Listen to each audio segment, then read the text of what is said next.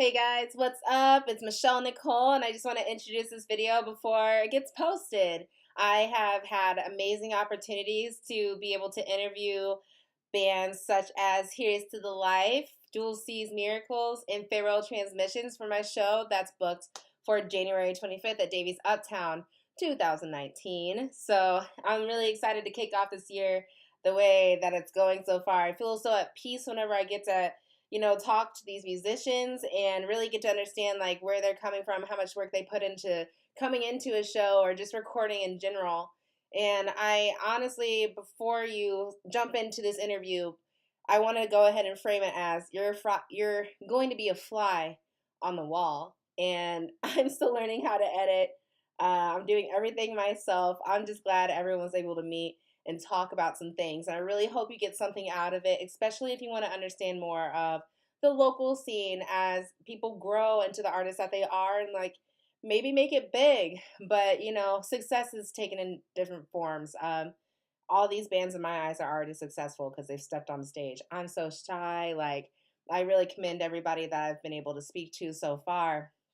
And so with that being said, the editing, I'm still practicing, and due to time constraints, I can't really put as much effort into it as I would like because I can't coordinate events and do interviews and then still have brain space to edit for long periods of time whenever I still have to pay my own bills.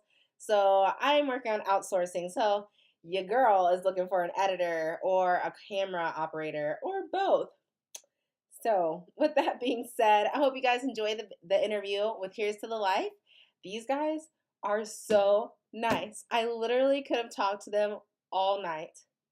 All night. It was hard for us to cut off the interview. The only reason we did is because my camera ran out of juice. So, and with that also being said, my camera died. So, like, the end of the interview, we didn't catch. But you guys didn't miss out on too much. Like, we were just saying, like, this is where you follow us and everything, which I will link all that down below because you should really follow this band. Here's to the Life has been around for about a year and a half, but you'll learn in the interview, like, Patrick, the lead in that band, he has been at it for years. Went on a hiatus and everything like that. So, really just taking into account, like, everything these guys say, you can really learn a lot from them. And, they're so happy. Like, I love their attitude. Yeah, so I'll go ahead and stop talking. I'll let you guys enjoy the interview, and I'll catch you at the end. Bye. Bye. Hey guys, I'm Michelle Nicole, and I am here with Here's to the Life on live at KZX. Yes, sir. So, can you guys introduce yourselves and like who else isn't here? Yeah, I'm Matt from Here's to Life, singer, guitar player. Patrick, also singer, guitar player. Okay, I was just joking. I'm a bass player. Yeah. I thought he was gonna go with it, but didn't roll with it. You do sing in the band. Yeah, you're right. And then I just thought we were tight like that. Drew Huffman plays drums and does vocals as well. He's not here tonight though. He's probably doing something really cool. Check out his videos on Facebook. He's probably making a YouTube video right now. He shoots baskets behind his back, 100%. I probably need to link that in the video. Actually, it's awesome. Really? Yeah, he does like, how many do you think in one video? Too many. Dude, maybe like 15 or 20, not exaggerating. Probably my at least gosh. 15. I'm talking like half court, just Okay, wait, Andrew? yeah, Is drummer. Andrew your brother? I have a brother named Andrew, yes. Yeah? And he plays guitar for us sometimes. Well, he doesn't really play live shows with us anymore, but he'll do recording. Oh, But then okay. our drummer's name is Drew, that's why. Oh, okay. See, I was checking out the Facebook page and I was trying to like keep up. Yeah. So that makes a lot more sense. It's Andrew and Andrew, but one's Andy and one's Drew. Oh, okay. Andy, Andrew, Drew. That was 3 Drews. Now I'm confused. Yeah, they're both named Andrew. They're both named Andrew, but one goes by Andy and one goes by Drew. Okay. I can remember that. Andy, Drew. Got it. There's just But Andy two. does all our of our photography. Yeah. He does all of our pictures and then Last album cover too. yeah. Am I tripping or is this the same Andy that worked with Airport Novels? He did a Yeah, music he did a video for video them. Okay, I was there in that set. I was thinking that was the same guy. Yeah, I know, right? That I band's know awesome. people. Yeah, I everyone know knows people. this guy. Airport Novels is sick. I know, Yeah, right? yeah. Oh my gosh, I can't wait to get to work with them again. Yeah, all really nice guys. Have you heard of Green Tomorrow? I think I have. Dude, Yeah. super sick. Yeah, there's like alternative as well. Mm-hmm. Yeah. I'm not sure if I actually booked them at 825 Studios. They're so good. I don't know Yeah. if they play there, but yeah, you should definitely check them out. Yeah, I need to. Tell me all the names. I like that. So yeah, you guys have to tell me how you started, because I know I discovered y'all like maybe a year and a half ago. Like it was a while ago. Yeah, about a year and a half, 2 years ago. Yeah. We were just talking about that last time we played Davies Uptown. Yeah. Because you booked that show. Yeah. I think last in the airport in Apple. Yeah. Oh my gosh. Yeah, that was Was my that show. you? Yeah. It was exactly me. It was Airport Novels. You 5 guys. to Midnight. 5 to Midnight. And then Oh my 5 gosh. to Midnight became, or from that band, Famous for a Day came about. Yes. Thanks for a day, dude. Yeah, Mhm. Here's Life. We've done some shows with them, and they're very supportive of us and vice versa. Those They're dudes so are awesome. awesome. Yes. Oh my gosh. I think it's Kevin in 5 to Midnight or Famous for a Day. Yeah, Yeah. Kevin and Nick. yeah, Yeah. I can't think of his name. Uh-huh. That's so cool. You guys gotta tell me, what do you have coming up though? Like, We just had this show coming up on January 25th. With you at Davies Uptown with Farewell Transmission and Jewel Sees March, right? Jewel Sees Miracles. Jewel Sees And Fox Hat. Miracles, I'm sorry. And Fox Hat just added. We just added what, a few days ago? Yeah. So that's cool. Besides this show, we're just working on recording some new songs, writing some new songs as well. Yeah. We're kind of writing and recording at the same time. Oh, we're gonna start doing that. Pretty cool sounding stuff. Yeah. Yeah, we have songs kind of halfway written, halfway finished, and we're just gonna kind of finish them in the studio. Just something we've never done before. We normally go to a studio and I have 3 to 8 songs already written, laid out. This is how we're gonna do them, kind of. Yeah. And this way, we're just gonna create, second guitar riffs, other melodies, different, even lyrics all in the studio.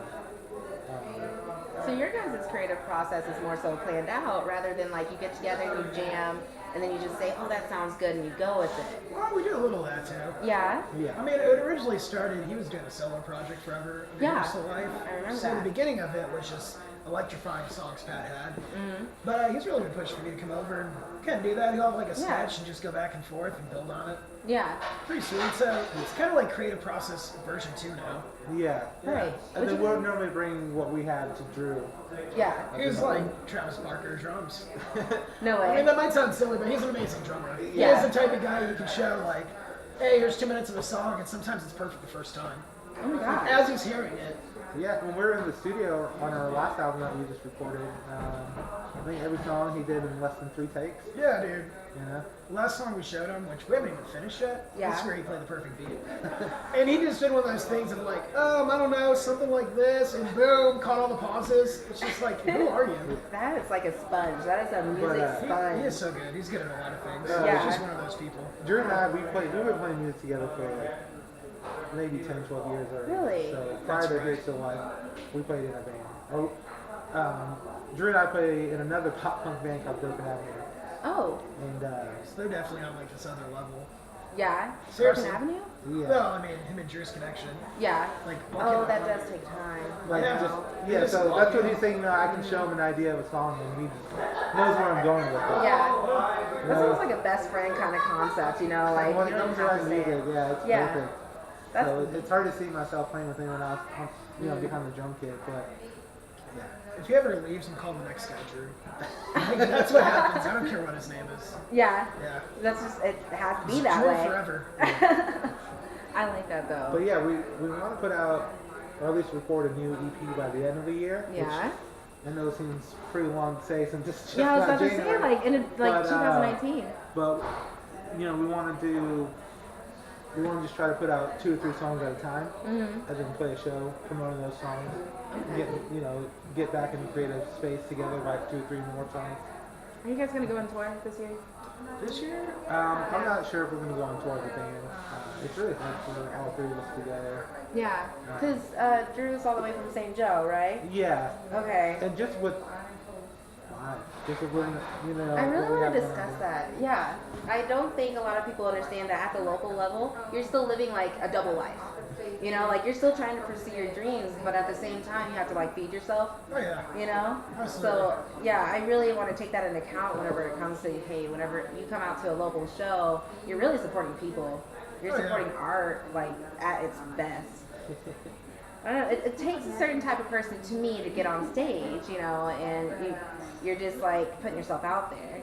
Yeah. So what got you guys started with that? Like, why did you guys want to do music? I mean, the very first reason, I'm not honestly 100% sure. I just remember, like, as far as being, like, this tall, that's, like, what I wanted to do. Yeah. I've had, like, moments that made it more possible, but what about you, man? For me, Maybe, I'd like, say, MTV. I mean, that might have played a little bit into it, but, like, I'd say my sophomore year in high school, just, like, I met a whole new group of people. Because high school, a bunch of people from different middle schools come together. So I met some people I'd never knew before, and just showed me what like punk rock music was. I went to like my first few punk shows when I was a sophomore, and just like compared to what I listened to a lot, which was predominantly rap. Yeah. I just like that's a thug life, right? Something different. Oh, I'm just like, there it is. I'm like, what's punk rock music? What's ska music? Never heard of this before. Pause. Patrick used to be a thug in the past life. Thuggish, ruggish path. Low key. Hey, it was just my roots. But just from going to a few shows my sophomore year, and then meeting the right people, meeting the right people at the right time, and just, persuade me to, I don't know, persuade, like they just kind of showed me. They inspired you to like get into that. Sounds right. Yeah. So then that's when I want to play music, and I met a guy who. It's like, I want to start a band, I need a bass player. It's like, I don't know how to play bass, but my brother has one. Yeah. And I took my brother's bass and went over and learned a bunch of songs with him. And that's who I ended up starting that Broken Avenue band with. And we started that in 2003, 2004. Yeah. I need to tap on that factor of your brother had a bass and you're like, I'll just try it. I'll just give it a shot. Yeah. That is such a common denominator whenever it comes to musicians. Or just being like an entrepreneur in like the first place. You don't know what the fuck you're doing. No, the first practice I showed up with the bass guitar and I didn't even have an amp or a chord. I'm like, what? I didn't know if I needed anything else. Right. I'm like, I have the guitar. That's awesome. That's how little I knew about anything. I think the guitarist from Kings of Leon was the same way. Really? They literally, he didn't know what the hell to do with the guitar, but they were like, we need a guitarist. And he was like, sure, I guess I'll show up, Like, that's probably one of the best things you can do in your life is just try something new. I didn't want to tell you, so I'm not exactly sure what got me into music. Yeah. But I can tell you kind of like Pat's journey. Mine was pretty awesome. I live in this town of Warrensburg. There's a guy by the name of Billy Bill, which is like Billy and then B-E-A-L-E, like Bill Street.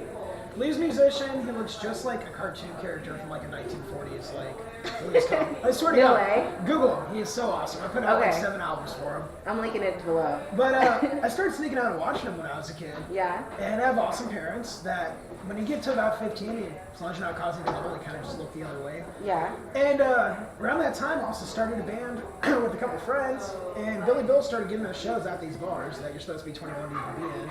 And we started making like $100, $150 as a band while we were in like 9th, 10th grade.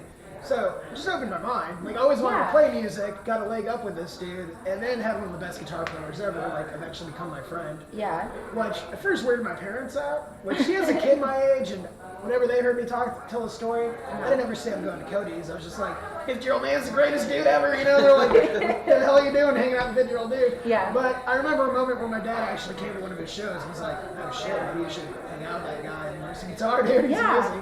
Right. But, dude, his son was cool. His son's best friend was cool. They're all musicians. They showed me there's kind of like this other world. So I did play in a punk band. We wrote all our own songs. We tried really hard. But then he showed me the other world of like bar bands where you actually make not like a lot of money, but you make money by doing things like learning covers and being able to like learn to play a bass a certain way where you can play with anybody. Yeah. So now from 15 on, that's just something I've always done. No matter what job I have, I'm usually playing at least one show a week or at least a couple a month in some different group. Yeah. So playing Here's the Life's awesome. Pat's really about like having fun and just playing awesome, great music. Yeah, right? But I do play in another group called Gas Fee Lodging, which also about having fun and great music. Yeah. But we do like the 4-hour show deal and get paid. Same thing with Billy Bill, where we do like blues covers. And bouncing between all these, I go between like guitar, ukulele, and bass, and it's a blast. Like, it's kind of a lifestyle that I wish paid more so I didn't have to have a day job, but I also don't see myself ever not doing it, kind of thing. I just caught that you said ukulele. You played the ukulele in one of your projects? Gas Food Lodging, yeah. Oh my We got god. a song about Texas Toms. So, like, what kind of genre is that? The band itself is kind of like Americana. Yeah? Yeah. Oh, that's sick. That's like- really cool. Folky He's rocky. all around. He can do everything. Yeah? Oh, that's awesome. But it just, I don't know. It's fun, and it's just like a thing I do now. I don't know how to explain that any better, but Yeah. I'm sure you have stuff like that you do. I'm sure Pat does, which playing music's definitely probably one of them. Probably. But yeah, it's just like part of life. It's like Yeah. a thing. Yeah. I almost feel like, and I've had someone say this to me before, like, if you have that fire in you to play music, like, it's almost like you get sick if you don't do it. Like, I it kind of binds do, you. man. Yeah. I get weird. Like, Yeah. I seriously I just get like, I don't know, like tense or nervous or something. And imagine it's what other people do, like guys Yeah. that have wood shops or dudes that go hunting or people that jog whenever they're stressed. But seriously, it's like, Just like man, play. that's a real thing. Go Yeah. back to the original question. That's essentially how Here's So Life started. I'd say because Drew and I played in Broken Avenue, and that band's based out of St. Joseph, and we broke up or took a hiatus, whatever you want to say, back in like 2008. Drew is probably doing something cool. Yeah, probably. Yeah. And More then, YouTube videos. well, They're no, so good. at that time, Drew and I actually we had the ska band, which is like a side project. That's That, right. a bunch of people from a bunch of different local bands in St. Joe, we all got together and did this band called Extreme Carlos. That only lasted like a year or two, just for the hell of it. But in 2009, I moved to Kansas City, and then in 2010, Drew and I decided to stop doing Extreme Carlos stuff. So we weren't playing Broken Avenue, we weren't doing Extreme Carlos, and then for a good like a year or two, I wasn't doing anything. And then just like Did you not feel so weird? Oh, yeah, it was yeah. I tried, to practice with a bunch of other bands, but it was just so hard playing with somebody who wasn't Drew or Ian, who were the other two guys at Broken Avenue. I was like, I don't know how to do this. It's been such a long time. And then you saw me. It's like, I know. But then, I've been slowly writing some songs, and then I met a guy named Joey Henry, Yeah. who plays in a band called the Calamity Cubes out of Wichita, and they're like an Americana folk band. And I met him through skateboarding, not even through music. Yeah. And then just one day. Wait, you skate? Yeah, I used to a lot, not much I anymore. only say that because, like, y'all should totally do shows at skate parks. I would do that in a second. Yeah, that would be so sick. And you guys have the perfect sound for that, in my opinion. Like, I would totally skate and watch Get us you. a show at a skate park. You got it. Like, Final. done. That would be awesome, actually. Yeah. We play almost anywhere unless we can't play the show for whatever reason. Yeah, right. It's like availability. We're not pretty judgmental. Good. I was thinking about Really like arcades. Arcades would be kind I would of love to cool, play an arcade, dude. Yeah. I'm totally a retro gamer. too. Dude, we can bring them back. I'd bring it back in a second. You can do it. Me and you, bro. Intro. You guys should, like, dress up as, like, your favorite, like, I don't know, Pac-Man characters or... You got a favorite retro game? Yeah.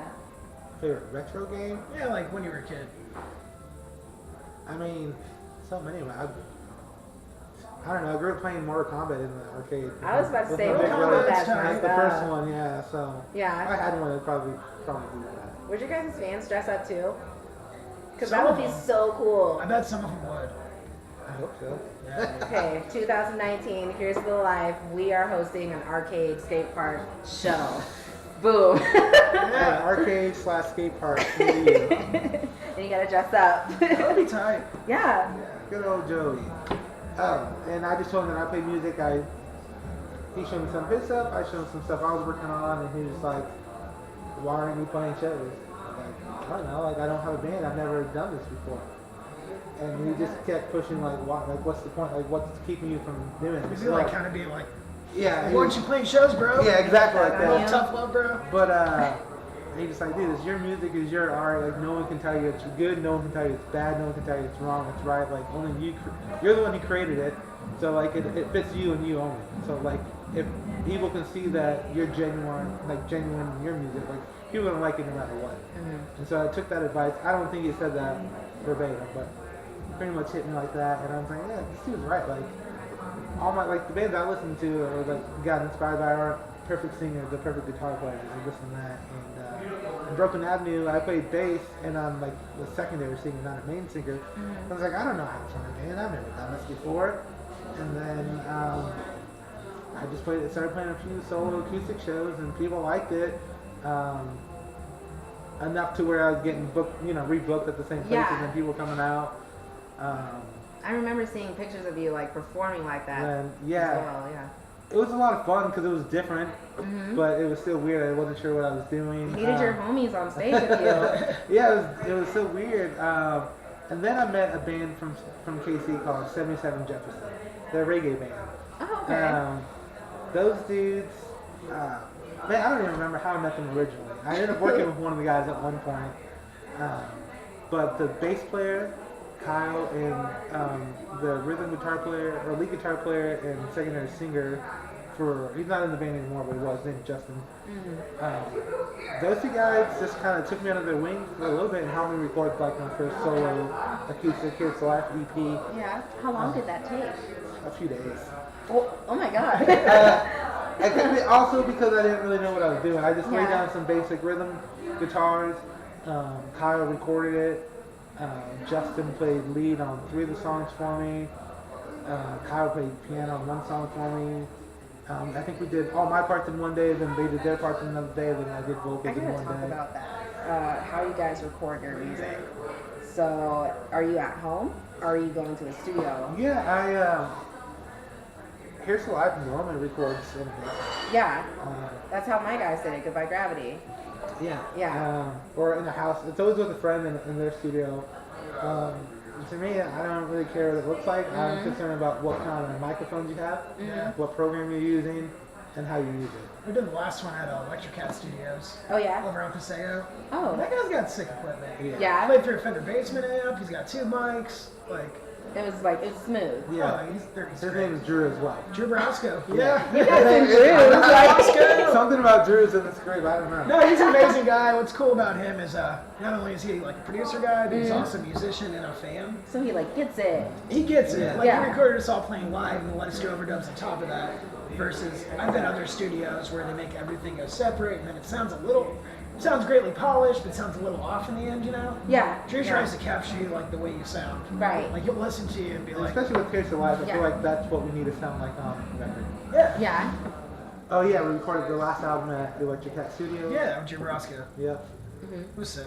And then we're gonna do some demo recording. I'm not sure if they're gonna be demos or actual full recordings, but with my brother Andy Yeah. in St. Joseph. I mean, they're gonna be like bigger than the Beatles. Yeah. And I'm talking to a couple other people about doing some recordings too, but nothing's set in stone yet, so Yeah. I'm not sure. Okay. So, just so I have this straight, you guys are working on new music this year, but you don't essentially know when it's gonna come out. It's just we're gonna aim for the end of the year. Yeah. Okay. Our last album, Surviving Is My Best Revenge, came out in April of 2018, so we're still playing that at shows and stuff like that. Okay. So what's the best way to follow you guys? Should we get on Facebook and just follow you there? Where do we... Anybody want Pat's phone number? 555. I'll link it down below. You can find us on Facebook, Here'sToTheLife. We post on there somewhat frequently, pretty much when we have some new music come out. And you can follow Here's to the Slice on Instagram. Yeah, he's a pizza guy. And it's I post a lot of Here'sToTheLife stuff on there. Yeah. Shows, new songs that we're working on, and just little tidbits for the band here. Yeah. You can also follow America Records on Facebook, right? Yeah, American Records. America Records, which is what Maddie runs. You and Nate Cartwright? Nate Cartwright started, Nate Cartwright is just another, he's another He's awesome, dude. acoustic singer-songwriter in Yeah? Kansas City. Yeah, Okay. and him and Maddie started a cassette tape label called America Records. Yeah. So we kind of skipped over this whole section. The whole way me and Pat got together is he was playing singer-songwriter shows. Yeah. And me By and accident. I don't know how I ended up there. I'm like, I'm not a singer also, or the something. first time I saw on the stage. tambourine, it was pretty tight. But now there's just a group of people I don't know how to say, seem like each other, end up on the same shows, became friends. Yeah. Everything I put up. And me and Nate organized this thing with everybody else's help, of course, called Anti-Folk Fest, which has gathered, I think the first one had 14 people. Yeah. And we've done 5 of them now. It was this group of anti-folk people, which the whole theory, it's kind of a long drawn out story, but the whole theory behind that term is just singer-songwriters being themselves. Yeah. The reason it's anti-folk is they don't even try to go a certain way. So if you're a folk purist, you would It's say so like anti-folk that they are folk. Yeah, I mean, really, to me, it's essentially like modern folk music. Yeah. It's just not like formulated to sound like something from the '60s. And they're great people. I mean, other people would be like Nate Allen, Taylor Mitchell, Matthew Mann, who now goes by, God, what's he go by now? Yeah, he had an identity, and then he changed it to something else. You got Dead Van, Dead Van, Cox Johnson. Cox Johnson. These are all anti-folk people. Yeah. What the They're hell? all America Records, all from Kansas City. Oh yeah, No Dave way. Dooley, Anthony Occhipinti, but we're missing some more. It's hard to keep track. I'm totally like. If I had my PC phone, I would bias. look it up. But no, they're all amazing people, and I'd say what they all have in common is they're just authentically themselves. Yeah. They all sound different. That's I awesome. wish I could remember Matthew Mann's project right now. Mix Misses. So Matthew Mann, when I saw this guy originally, was a singer-songwriter on acoustic guitar, just like totally himself, had the coolest like voice, presence, everything, and then went through a phase that I can't remember the name, but I watched him actually kill that identity in a show, like at the Uptown Arts Bar. Got shot on stage, died, everything. What? Not really shot, you know what I mean? Yeah, like they staged it. It was amazing. And now she goes by Mix Misses and does like electronic music. Yeah. It has a label that I should know that is like very transportive in like an electronic community, but I can't remember the name of the label. Yeah. Oh my gosh. If you look up yeah. Mix Misses though, you'll find it. Like, Mixed misses? uh-huh. Okay, I'll just link it down below. Like, I'll just literally, I yeah. like so wish I had my phone so I could tell you exactly. Just text it to Patrick. and he'll One of the text most me, creative people yeah. I've ever met. Yeah. Whole reason we brought this up though is Pat was so liked. Yeah. I thought he was amazing. Like me and Nate were like, "Can we please put your tape out?" Yeah. You know, and he did one of the coolest things. The Here's to Life cassette. The front half is all Pat, and then Yeah. the second half was like 6 or 7 of our friends, just like That's lined cool. up. So it's like a Kansas City sampler and the Here's to Life album. Yeah. And then somewhere along the I line, was just lazy, to be honest. but dude, it's Pull it in the it's a gap. super cool Yeah, I was idea. like, well, it seemed like they wanted something real quick. I'm like, I can't produce 10 Yeah. songs. You know, I got No. 5 or 6 maybe. We're very fast. Yeah. I mean, one of the whole ideas when we started recording people out of my house was like, let's get singer-songwriters, sounding like singer-songwriters, like get them Yeah. in, get them out kind of thing. Oh my gosh. Before you can get it over produced. I mean, like this is one personal problem I have when I record by myself. It'll sound great, then I'll add like 10 other fucking things and be like, what did I do? Yeah. You know, so I was trying to like provide that kind of service for people of like, this is how you sound live, let's capture it. But yeah, on the other side, it's we got Dead Van, Nate Allen, Cox Johnson, Taylor Mitchell, Nate Cartwright. Nate Cartwright, of course, Steve Stephen Galaxy. I think that might be it. Those are all artists on America Records. Wow. So if you listen to Here's the Life album, I was Punk Rock Once Volume 2, which the cassette tape, side A is me and side B is all those artists from America Records. But you can listen to that digitally on Here's the Life Bandcamp.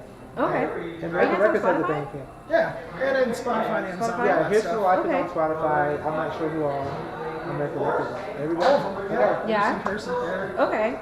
That's like, is America Records like Kansas City based, or is it just so happen to have a lot of Kansas City artists? It's Kansas City based. Okay. I forget who it is. There's one person that doesn't live here. Oh, my friend JT, the Barroom Billies. They're Oh. amazing. They're from Columbia, Missouri. Oh, We okay. do a lot of recording at Matt's house. Yeah? Oh, A lot of DIY stuff though. It's just Yeah. America, too. Like no way. yeah. America. We'll take it. Yeah. That made me want to ask you guys, where do you get your inspiration for your songs? If like you produce it so fast, like where does all the lyricism come from? Like, I mean, life, usually. Yeah. Yeah. I mean, his songs seem based on life. I can't speak for him. yeah. I mean, everything is just, based off a little bit of real life experiences, a little bit of just like what you see around you within your friends, family, a little bit just from like being inspired by other artists, other songs, other movies. You know, And a little bit sometimes sounds cool. Yeah. Like, I don't know if this is 100% with you, but I'll start with everything you just said. I'll then find a phrase that rhymes that might not have anything to do with my life. Yeah. And then the song goes in a different direction, but it's like, Yeah. I feel like the broader the better. He has a way of writing songs Yeah. that like I feel most people can relate to. Yeah. Like almost anybody. I'm also pretty simple and straightforward. I like music that's very simplistic, which Right. is why I really gravitated to pop punk, I think, originally. Yeah. I grew up on late 90s, early 2000s pop punk, so like when Blink and Green Day were blowing up, like MXPX and Phoenix TX, which I feel like if you listen to it, you can relate to it, but then there's those lyrics in there that are just like, where'd that come from, Yeah. It just sounded cool, kind of, but I I mean- think I get I'll drop lines like that when I get inspired by other songs, I get inspired by watching movies or like reading comic books or things like that. He also listens to a lot of no records. It kind of bleeds through. Yeah. It doesn't really. I listen to a lot of Bone Thugs. That helps. Because he's an undercover thug. He already know. It's the thuggish rubbish pack. But no joke though. I would say Rancid's Tim Armstrong and Bone Thugs and Harmony is where I learned to be comfortable with my voice. Oh, okay. With how I write lyrics and like how I came up with my singing style. Because I listen to a band like Rancid, and you have Tim Armstrong and Lars Fredrickson, the singers who just like are not traditional singers. They're realistically are not good singers. Yeah. But they're great singers when it comes to their music and the lyrics that they write.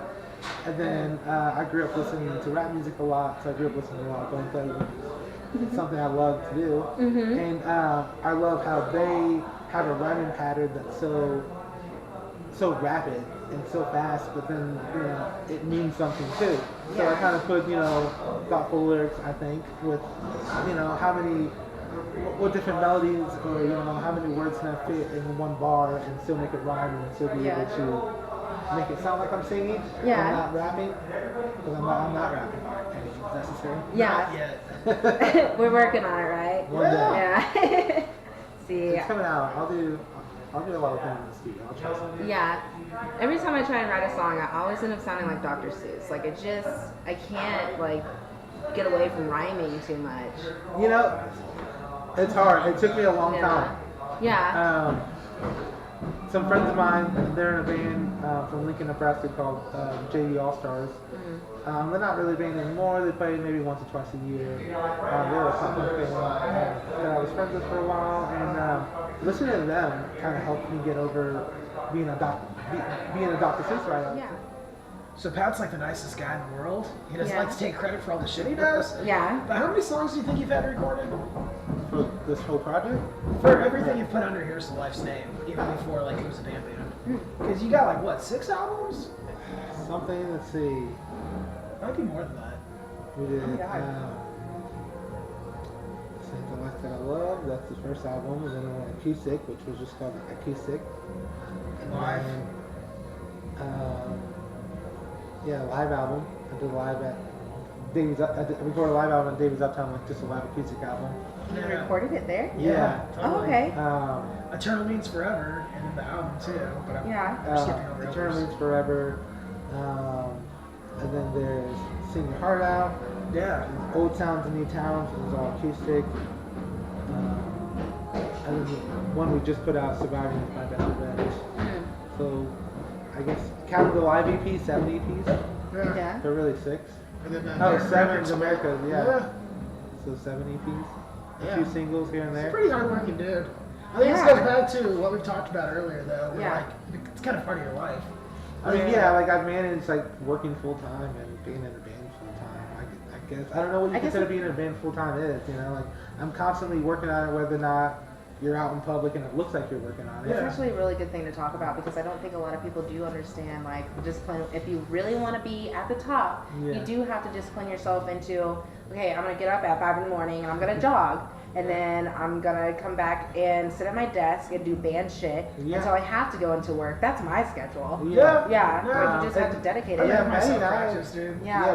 we schedule days, just block periods where we do nothing but band stuff. And a lot of it might not even be music. Like we might plan on writing some music, but we don't even get that far because there's so much stuff That to or you do. spend like the first hour playing the opposite instruments. Yeah. Yeah. Play weird shit. I want to play bass. Yeah. You Yeah. try to play Which is guitar fun. left-handed No. just cause. But like we do a lot of our own merch, as in like the designs and concepts. We don't make it ourselves, but I mean, Maddie is the mastermind behind like our was gonna layouts say, and it's a artwork and graphic. stuff. Yeah.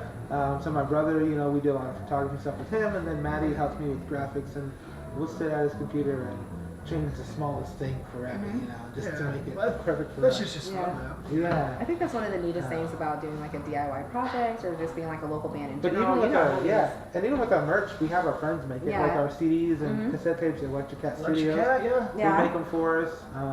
coming in clutch. Buttons. I go through Knobs Button based out of Omaha, Nebraska. What is so special about a button? Like I don't know. I don't know, but I have a buttons. collection. They're fucking awesome. Right, like it just feels cool. Yeah, It's it's almost like my getting a thing. patch. It You know, is, like get a yeah. button. Yeah, I don't know. It's a habit or an addiction or OCD or something. I love buttons. Something, But yeah. well, for me, I started collecting buttons when I was in high school and I started going to Warped Tour Mm-hmm. because there's so many bands you see Rest at in Warped peace. Tour. I know. Yeah. Rest in peace. There's so many bands you see at Warped Tour that I couldn't afford to buy all the music. Right. So I would buy buttons. That's a thing too. Yeah. Not being able to afford getting a CD. I think. Oh, okay. So I'll get a button and I'll be like, I'm gonna remember who this band is, so I can like find them later. At that time, look them up on MySpace or see a flyer with them coming through Yeah. Kansas City. Or buy that Hastings if they exist. Yeah, Yeah. that, you know. I should have, if I get merch, like I'm getting that because I'm supporting that band and I'm gonna make like a huge art piece out of like whatever merch we just got. Yeah. You know, And like at my guitar shops, I have them all buttoned out just because it's my thing. I want people to Yeah. know what bands I like, I I guess. wonder Yeah. if my curtains in my house, dude. Mhm. I don't know if Well- you ever noticed that, but yeah. wait, what your buttons are on the Yeah. buttons? That's I sick. noticed that, Dude, yeah. totally. I just don't know where else to put them, but I love them. I like to like, walk by and look at them and be like, what up? Like Yeah. they're right there. Uh, It's just such a culture. Like I love.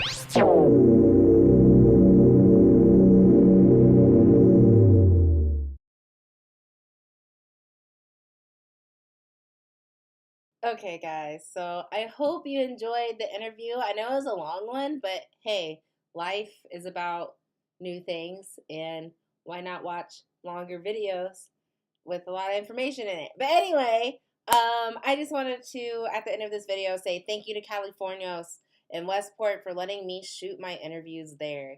It's a really awesome spot to come and hang out and chill at, and these bands really enjoy every time they come in, and the service that's always like given to them. So I just want to say thank you to them. I also want to say thank you to 825 Studios because they've given me a lot of experience and a lot of advice on how to pursue my dream. And that I cannot thank them enough. Also, thank you to Here's to the Life for doing the interview. I just really want to make sure everybody understands I appreciate all the support. And one of these days, I'll have a better camera to shoot on, have better sound. But right now, right here, if you're tuned in and you have watched the whole video, like this is a really big stepping stone for me in the first place. So thank you for watching. And really, please subscribe. Please comment below anything, any suggestions, what you liked most about this interview. Maybe more from Here's to the Life if you want to know more. Like, I can set something else up. And maybe like, I don't know, any other ideas like you'd like to know about bands in general. But I really hope you guys got something out of it. And I have about 6 more interviews coming your way here soon before the end of January. So I'm just going to be guns a-blazing on these interviews and hanging out. So I'll go ahead and leave it at that. Thanks again, and subscribe. Check out the links below. Okay, bye.